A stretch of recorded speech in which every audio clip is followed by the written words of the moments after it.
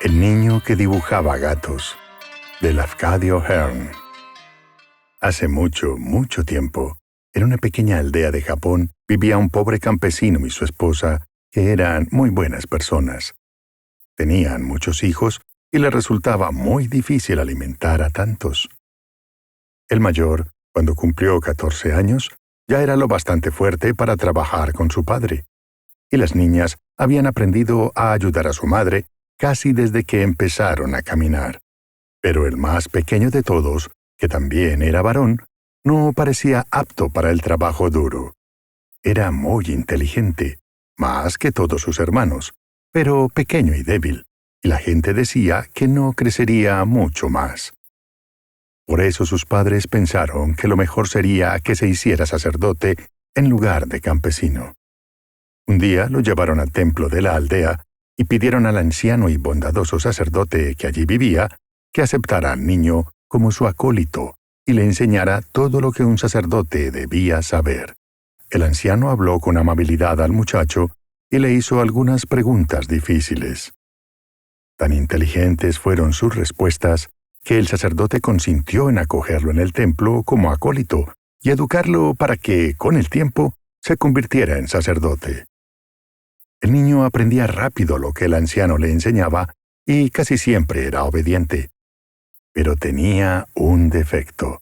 Le gustaba dibujar gatos durante las horas de estudio y dibujarlos, además, en lugares donde no se debían dibujar gatos. Cada vez que se quedaba solo, dibujaba gatos. Los hacía en los márgenes de los libros del sacerdote, en los biombos del templo, en las paredes y hasta en las columnas. Varias veces el sacerdote le dijo que aquello no estaba bien, pero el niño no dejaba de dibujar gatos. Lo cierto era que dibujaba porque no podía evitarlo. Tenía lo que se llama el genio de un artista, y por esa razón no encajaba con la vida de un acólito. Un buen acólito debe estudiar libros. Cierto día, después de que el muchacho pintara unos magníficos gatos en una pantalla de papel, el anciano sacerdote le dijo: «Hijo mío, debes marcharte de este templo. Nunca serás un buen sacerdote, pero quizá llegues a ser un gran artista. Déjame darte un último consejo y asegúrate de no olvidarlo nunca. Evita los espacios grandes de noche. Quédate en los pequeños». El niño no entendía qué quería decir el sacerdote con aquella advertencia. Pensó y pensó, mientras hacía un atillo con su ropa para marcharse, pero no lograba comprender esas palabras, y le daba miedo volver a hablar con el sacerdote, salvo para despedirse. Partió del templo muy triste y empezó a preguntarse qué debía hacer. Si regresaba directamente a su casa, estaba seguro de que su padre lo castigaría por no haber obedecido al sacerdote. Así que tuvo miedo de volver. De repente recordó que en la siguiente aldea, a 12 millas de distancia, había un templo muy grande. Había oído decir que allí vivían varios sacerdotes, así que decidió ir y pedirles que lo aceptaran como acólito. El templo, sin embargo, estaba cerrado, aunque el niño no lo sabía.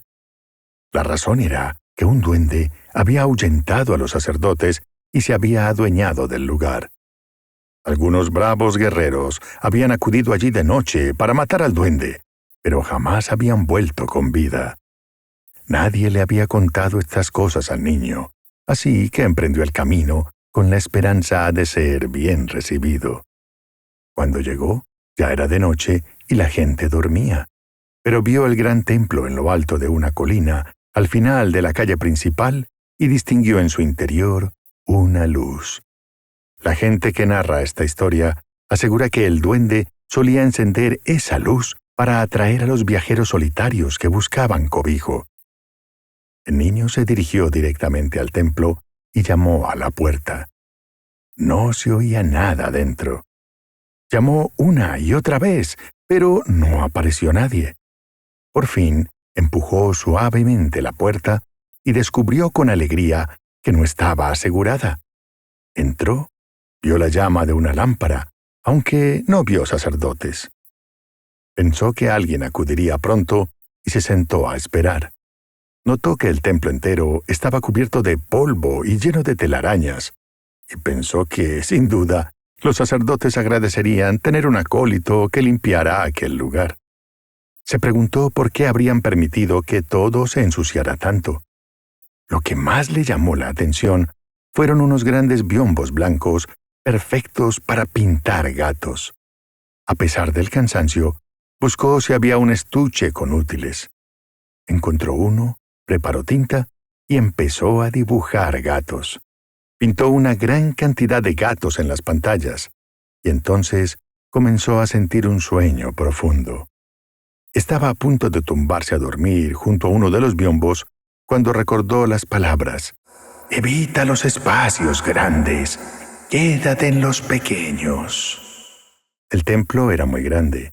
Él estaba completamente solo, y aunque no entendía del todo el consejo, empezó a sentir miedo por primera vez. Decidió buscar un espacio pequeño para dormir. Encontró un armario de puertas correderas. Se metió dentro y la cerró. Luego se tumbó y se quedó dormido. A altas horas de la noche lo despertó el ruido más espantoso. Un estrépito de lucha y chillidos. Era tan horrible que temía incluso mirar por alguna rendija del armario. Permaneció acostado, muy rígido, conteniendo la respiración por el miedo. La luz del templo se apagó, pero los terribles ruidos continuaron y aumentaron, hasta que, de pronto, todo el edificio tembló. Después de un largo rato llegó el silencio, pero el niño seguía demasiado asustado para moverse. No salió hasta que la luz del sol de la mañana se filtró por los resquicios de la puerta. Entonces salió con cautela y observó a su alrededor. Lo primero que vio fue que el suelo del templo estaba cubierto de sangre. Luego vio que en el centro yacía muerta una rata enorme y monstruosa, una rata duende, más grande que una vaca. ¿Pero qué o quién podía haberla matado? No había hombre ni criatura alguna.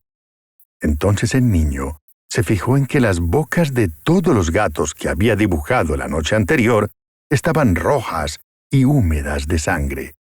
En ese instante comprendió que el duende había sido muerto por los gatos que él había pintado. Y también, por primera vez, entendió el sabio consejo del anciano sacerdote. «Evita los espacios grandes de noche. Quédate en los pequeños». Después de aquello, el niño llegó a ser un artista muy famoso. Algunos de sus dibujos de gatos aún se muestran hoy a los viajeros en Japón.